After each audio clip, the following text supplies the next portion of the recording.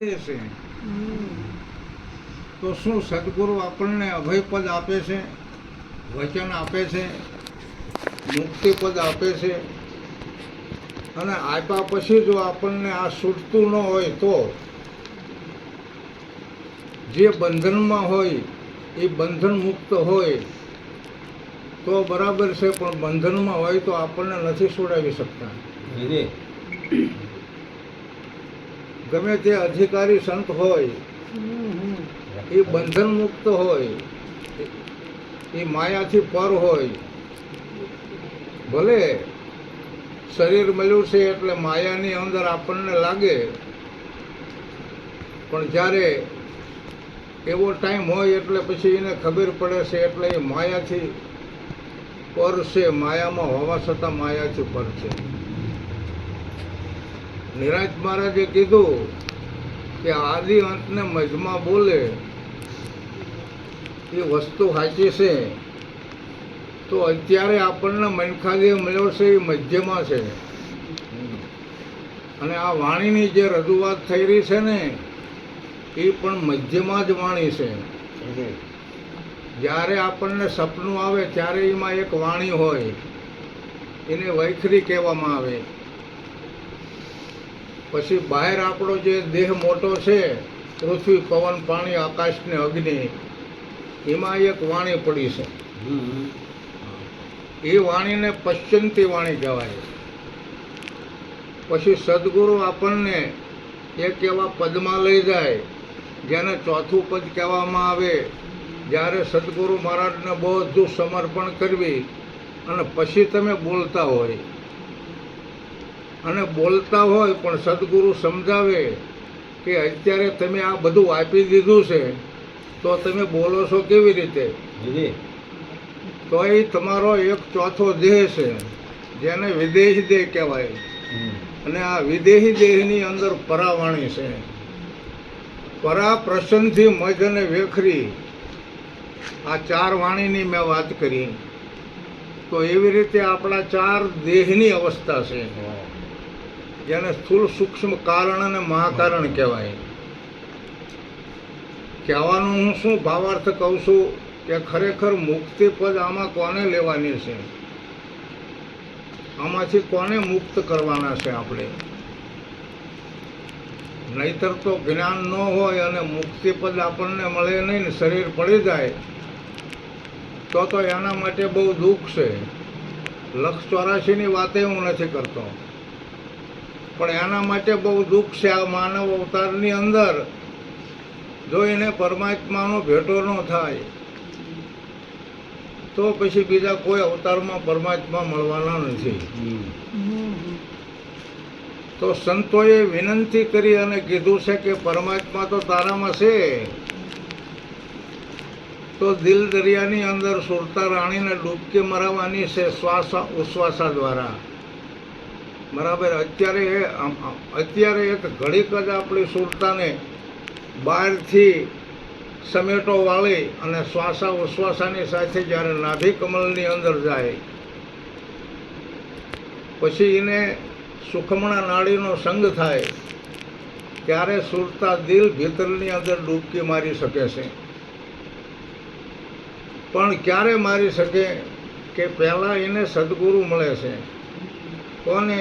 સુરતાને. ક્યારે સુરતા દેખતી થાય છે, ત્યારે સાંભળતી થાય છે, અને સુરતા બોલતી થાય છે. જ્યાં સુધી સદગુરુ સુરતાને મળ્યા નથી ત્યાં સુધી આંધળી, બહેરી અને મૂંગી છે. પણ દેખતી થાય, સાંભળતી થાય, બોલતી થાય, સજાગ સુરતા થાય, સુહાગણ સુરતા થાય. એના હિસાબે મને અનુભવ થયેલો ઘણા વર્ષમાં કે સદગુરુએ સુરતાના સગપણ કીધા, સંતોને તેડાવી આના લગ્ન લીધા. કારણ કે સુરતા અને શબ્દના લગ્ન ન થાય ત્યાં સુધી આપણને સદગુરુ મહારાજ ભક્તિ પ્રદાન કરી શકતા નથી. ભક્તિની પછી આપણને ખબર પડે, કારણ કે ભક્તિ કોને કરવાની છે? આમાં આ મન છે, બુદ્ધિ છે, ચિત્ત છે, સુરતા છે, આ બધાનો અંતરો થોડો થોડો છે તો બધું એક જ છે. અને એ સદગુરુ મહારાજના ઘરેથી આ વસ્તુ આપણને મળી છે શું કામ? કે મનથી સારો વિચાર કરવાનો છે, અને બુદ્ધિનો સારો ઉપયોગ કરવાનો છે. આ ચિત્તને સદગુરુના ચરણમાં લગાડવાનું છે. આ સુરતાને શૂન્યમંડળનો જે વાસી અલખ બિહારીલાલ છે એની સાથે લગ્ન કરવાના છે. તો ચિતડું ગુરુના ચરણમાં અને જીહવા રટતી નામ, ઘટો ઘટમાં વ્યાપી રહ્યો મારો ઠાકર ઠામો ઠામ. બરાબર. આ શબ્દો અનુભવના લખાશે વલ્કુભા મહારાજે, અને પોતાના ગુરુ મહારાજનું નામે ઠાકર મહારાજ. ત્યારે એમને લખ્યું કે આ ચિતડું ગુરુના ચરણમાં જેહવા રટતે નામ, ઘટો ઘટમાં વ્યાપી રહ્યો મારો ઠાકર ઠામો ઠામ. પછી નરસિંહ મહેતાના કેદારાની વાત આવી. એ કેદારો ગાય એટલે હરી આવે, કેદારો ગાય એટલે ભગવાન આવે. તો નરસિંહ મહેતાનો કેદારો સાયા રાગની અંદર આપણે અત્યારે સાંભળી શકીએ છીએ, પણ નરસિંહ મહેતા જે કેદારો ગાતા તો ભગવાન એમની પાસે આવ્યા કેવી રીતે? કબીર સાહેબે તો જોયા નહીં. તો હું કેદારની સાયા કરું અને હમણાં ભગવાન આવે તો તમે બધા જોઈ શકશો ને. બરાબર છે ને?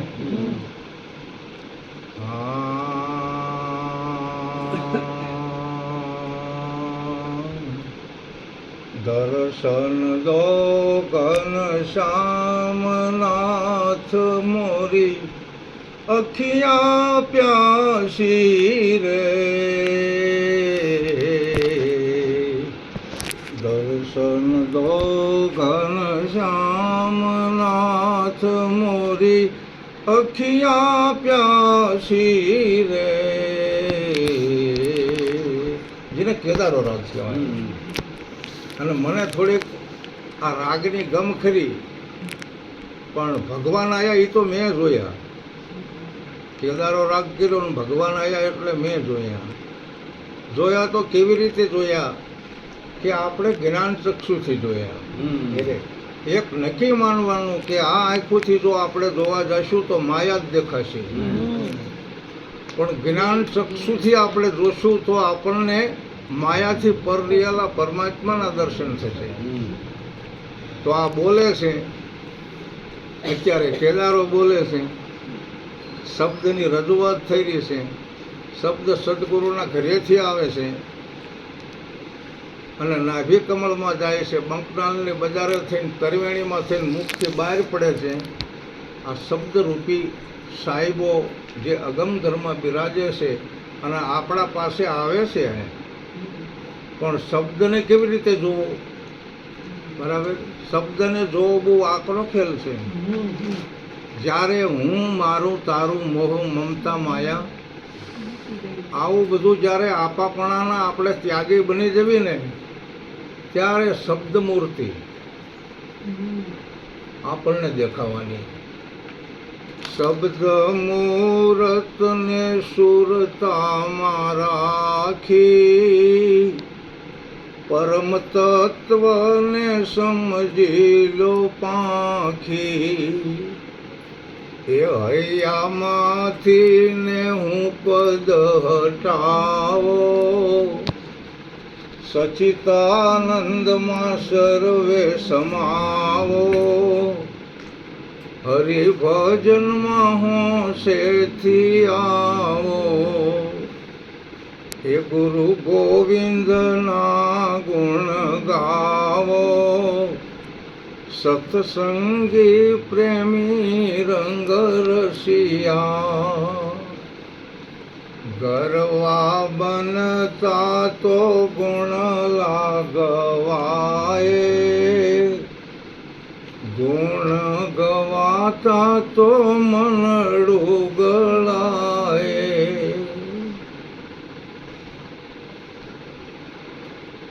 ગરવા બનતા તો ગુણ લાગવાય, ગુણ ગવાતા મનડું ગળાય.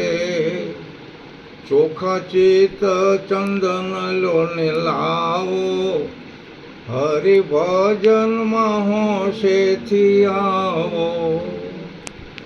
પ્રેમ પુષ્પની માળા લો ને મનથી, ગૂંથી લઈએ કરમ વચનથી. પછી પહેરાવીને આશીષને નમાવો, હરિભજનમાં હોશેથી આવો. પૂજા પ્રેમે તો પાપ ટળે છે, મનના મનોરથ બાબુ ફળે છે. હૈયામાંથી ને હું પદ હટાવો, ગુરુ ગોવિંદના ગુણ ગાવો.